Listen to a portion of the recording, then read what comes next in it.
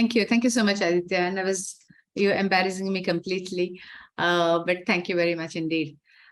I know we have about 20 minutes, and I actually chose the route of not having a presentation because I really want to see if we can have a more interactive space. Aditya did say that he could make it possible to have a very interactive space. So I'm going to really take him up on it and challenge him to do that. Let's start with, first of all, talking about what is insurance, right? And he said sometimes it's an investment, sometimes it's a risk. I'd just like to actually turn around and say insurance is primarily a risk management tool.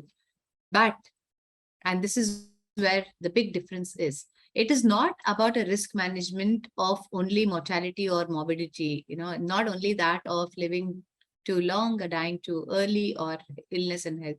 It is also a huge risk management tool from a financial risks perspective. Now, what are the financial risks that we're talking about? The financial risks that you're talking about is something as simple as an ALM, right? All of your finance professionals here, and all of you will understand very clearly what ALM means. You have an assets and you have a liability, and it's a management of your assets and liability. How do you manage your assets and liabilities? You match them, right? I mean, that's the most prudent way of doing it. You do it for an organization. If any of you were in the investment department of a company or in the treasury or anywhere else where you have the responsibility of managing your finances, you would look at it and say, how do I manage my assets and liabilities? What do I pitch? But when it comes to individuals and when it comes to managing of individual finances, we seem to forget that there is something called an ALM. We seem to forget that you should have different products which actually match to different needs. Sometimes I feel our grandparents and grandmothers were much more professional in terms of the way they used to manage risks. Remember all that gold that your mother or your grandmother used to accumulate for the marriage, because they knew that in a marriage you wanted gold. So they wouldn't even think of a different class of assets.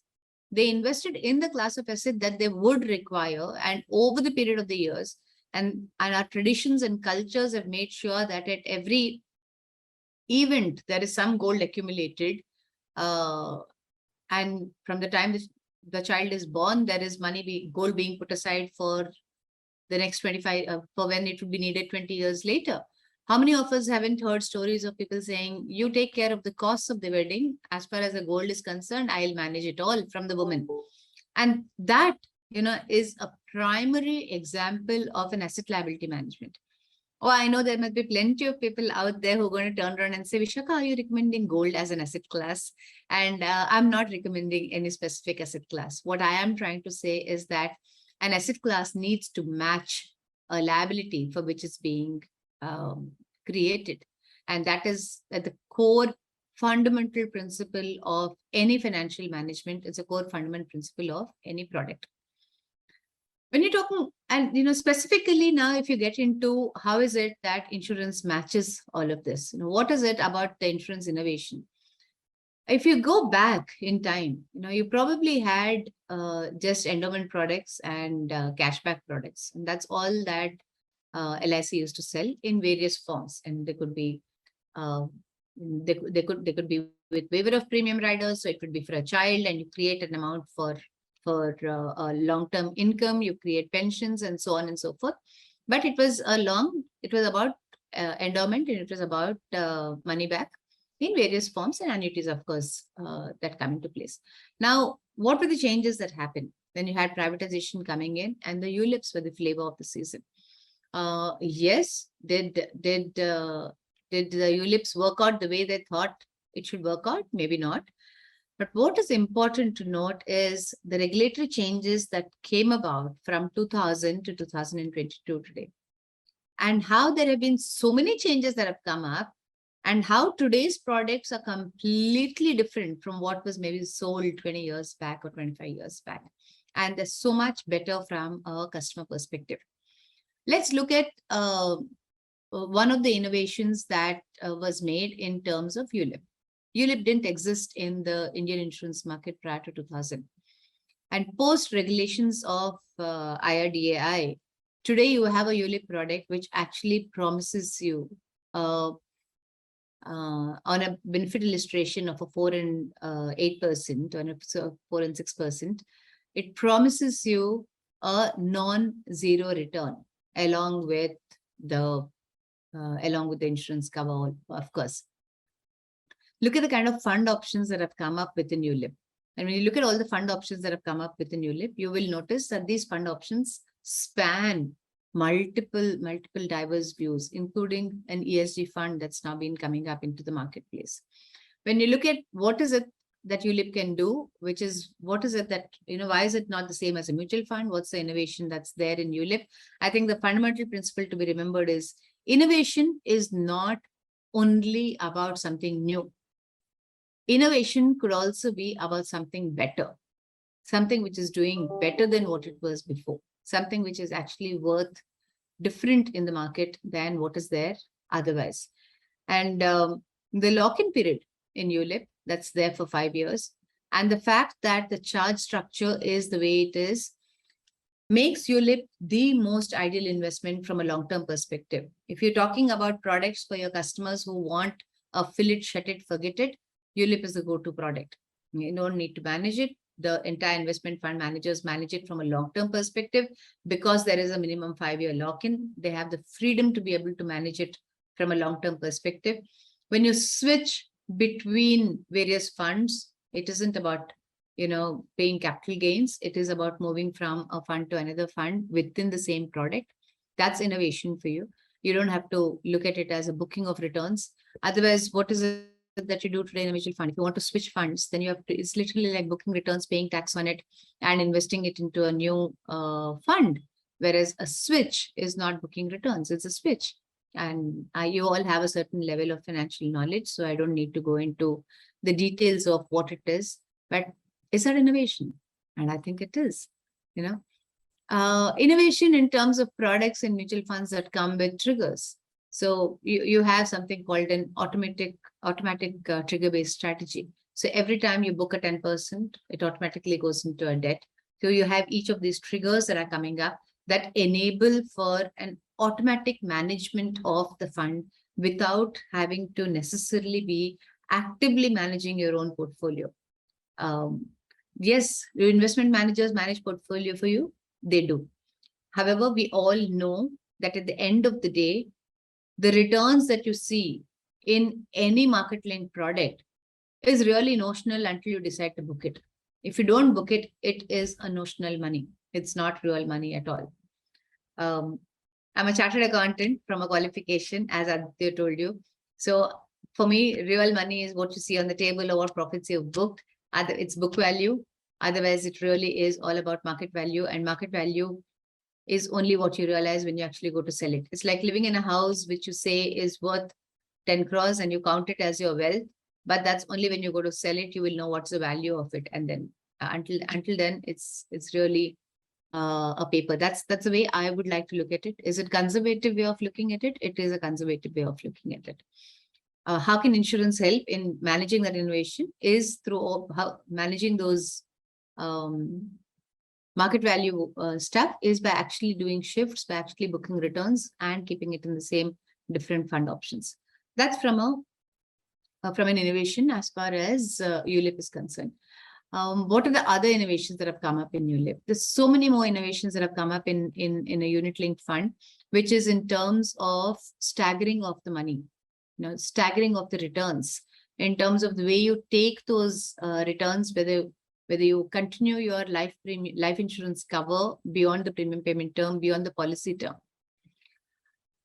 Do you all realize that your ULIPs can be structured as the ultimate product in terms of a pension buildup and a pension withdrawal? Do you know that ULIPs can run up to 100 years, and therefore they can actually be structured to grow as a part of the product? You have your you have your accumulation phase and you have your withdrawal phase through systematic withdrawals. And these are tax-free returns that come up on your ULIP funds. There is a mandate to put money into NPS for those of government companies who have a superannuation, and they need to take that 12% contribution. They'll have to contribute into NPS. NPS allows for withdrawal at the end of the period of 60%. After that, you can either buy an annuity or you can buy a ULIP. And if you buy a ULIP, you can actually use it for systematic withdrawals, which are tax-free. You can buy an annuity, which will give you guaranteed withdrawals at a taxable. Now, let's move, from ULIPs to annuities directly. Annuities originally used to be pretty simple and straightforward, that, you give me a lump sum amount and I'll pay you back a monthly income, and for a 15-year or a 20-year fixed term. The second option is that I'll pay you back for a 15-year, 20-year, and then I will give you back your entire principal. And the third one is you give your money, I'll pay you for eternity. I'll pay you for as long as you live, an X amount of money. Obviously, the interest rates on all of these vary. And, how it's all a function of your age, the period for which you take, your health, and so on. What are the new changes that have come up? I think the new changes that have come up in annuity is a lot of stuff called deferred annuity. We understand that people are no longer retiring with a lump sum. You have a lot of people who are retiring from private companies, or people who are retiring from businesses, and they might not have the necessary lump sum amount required to invest into an annuity policy and create income at the time of retirement. And therefore, now you have something called a deferred annuity. So you pay during your lifetime when you're earning, you create the corpus for when you're earning, and then choose when you're going to start getting your income, or when you're going to start getting your annuity from that particular policy. So that's a very interesting way it's come up. And the deferred annuity can be adjusted based on your life stage, based on when you want the income, and based on how you want to fund for it. So while I spoke about how you could use ULIP as a brilliant structure for you to get your pensions and structure for any withdrawals, anything, it doesn't have to be your pensions. It could be for your child, to actually create a stream of income for your child when they are in college. Annuities can be a huge beneficiary for you to create your own field of income. The non-par products, right? I mean, are another big field. When you look at life insurance has got ULIPs, it's got annuities, it's got protection. We're not talking pure protection here because it's an investment and innovation product summit. And then it's got something called par and non-par. And par is basically participating. The fundamental principle in par is that a customer pays a certain amount of money to the insurance company. The insurance company deducts expenses, and the rest of it they invest. And whatever is the return that's earned on that investment, 90% of it is given back to the customer, and 10% is actually retained by the insurance company.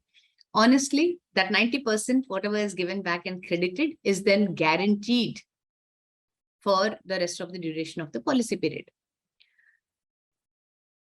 And what does it make it? Why does it called participating? Because it's the no share of profits. That's become such a regulated industry now. What are the expenses that can be debited is very clear.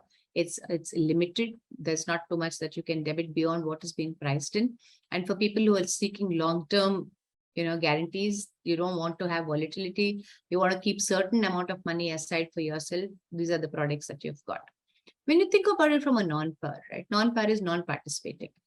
And non-participating, what you will look at is returns. All of you must have been seeing the latest ads that have come up, 7% guaranteed, 6.5% guaranteed, and so on. And if you don't understand the innovation there and the risk that the insurance companies are taking there, and try and compare that rate with saying, oh, I put it in the markets, I'll get 12%, you really haven't understood the product at all. Because the product of a non-par is all about zero risk for the customer and a lot of risk for the insurance company. That's how it actually works. So the insurance companies, when they declare the rate of return, they actually tell you what is the amount that's going to be given back to the company. The innovations that have come up in that is enormous. And all the innovations are primarily in terms of the premium payment or in terms of the payouts. I'm going to take a pause for a minute here and see if there are any comments from the audience. Are there any queries? Anybody finding objections? No objections for sure. But audience, I mean, there is a question asked. There's an options tab on the left side of your screen on the footer. You can use that to ask a question to the speaker. Vishakha, I'll also request you, I mean, we have another 7-8 minutes actually to go for the session only. So you can continue. I'll keep taking the questions and maybe I can put all the questions to you together towards the Sure. end. Awesome. And there's one point that I wanted to really talk about. While you've kind of restricted me and boxed me in, Aditya, by saying, innovation only, I think I'd like to cover a particular point, which is in terms of the insurance product itself. Since a lot of the people who are attending this are professionals who probably marketing products, who dealing with these financial instruments, I'd just like to use this opportunity to communicate where insurance fits into the entire portfolio. And when people look at it as only risk, and they think of risk as right, you can go off video if you're happy to. And when you think of risk as only a protection, I think that's where the big mistake is being made. As finance professionals, many of you will not even think of yourselves as people who don't understand money, right? Who don't understand financial discipline. But all that I would like to say is that a lot of people who do not understand what it is like to have financial discipline. You do not have these credit card loans piling up. You do not have EMIs not being paid because people have bad intentions. Most of these that happen because people don't have adequate financial management practices, and they don't have enough financial knowledge to be able to manage these practices. Sometimes, human behavior is such that if you want to get something done from a human behavior perspective, you look at it and say, do I need rewards, or do I need a punishment, or do I need some kind of very strict monitoring to be able to do what you need to do? All of us have experienced some form of motivation or, a threat for us to be able to get something done. Life insurance products really provide that level of financial management capability to people for who don't have it.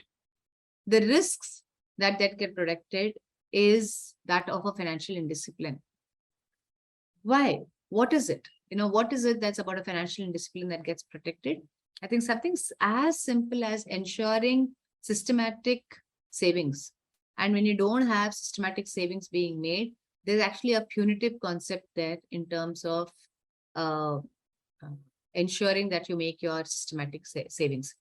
Lock-ins. I remember a dialogue with a very senior banker who said, I don't like insurance products because they have a lock-in. And the point that I've made is, why would you find lock-in as such an issue? He said, I'd like to have flexibility. I said, but you're planning for your child. What flexibility do you want for the money that you're putting aside for your child? And it's only then that people realize that financial discipline is an art. It is not possible for every individual. And some products like insurance, life insurance, and probably the only product like life insurance, which actually gives you that entire financial discipline where you lock in the money, and that money is then available only for the specific purpose for which you locked in. Very much like those old black and white movies that we used to have, where you had those 3 pots, mother's health, sister's marriage, and brother's education or something like that. And then only surplus left over after saving for those 3 is what is available to the hero to spend on himself and his girlfriend. The point now is actually different. I know we live in a very consumerism world. And in this consumerism world, where you have people actually giving you loans against your salary for 5 days before your salary for you to be able to spend, financial discipline is all the more important. And if people don't have practice and they don't have that capability in a world such as ours, which does not have any social benefits, which does not have any benefits above a certain BPL segment, and you don't have financial discipline, this is really a race downhill to the bottom. It's not going to work. So that's another point that I want to leave behind very very, very strongly is that life insurance is a big tool to manage for people with financial discipline. It is also only the only product that gives you long-term guarantees. All of you as investment professionals understand that you don't put your eggs in one basket. You want to get into crypto, you're not going to be putting 100% of your funds in crypto. You're probably not even going to be putting more than a single digit percentage into crypto. You will diversify. Okay. So when you diversify, do you have a certain percentage that you will put into a guaranteed return too? And there is today no other product than insurance which gives you a guaranteed return over the long term of 10 years, 15 years, 20 years, 25 years, and lifelong. So just remember, when you look at insurance and when you try and look at it as an innovation, sometimes old is gold and you need some hardcore old time products to actually navigate the entire world of finances. When you're advising your clients or when you're making your own portfolios and you bifurcate, you will follow 2 or 3 simple principles. One is definitely an ALM match. And when you look at an ALM match, how closely do you want to match it? When you have your real long-term liabilities, do you want to really put the entire thing into an equity matching? Or you're going to start looking at liabilities only which are arising after a particular number of years to be into equity, and then you have a volatile asset management wherein you keep, as you grow closer to the liability, you actually have higher and higher guarantees. Also, you look at it from an entire portfolio and a basket of guaranteed, not guaranteed, high risk, low risk, moderate risk products, and you mix and match all of these. And every single financial product that's available in this country will have a place when you actually make your rainbow of investment advisory services.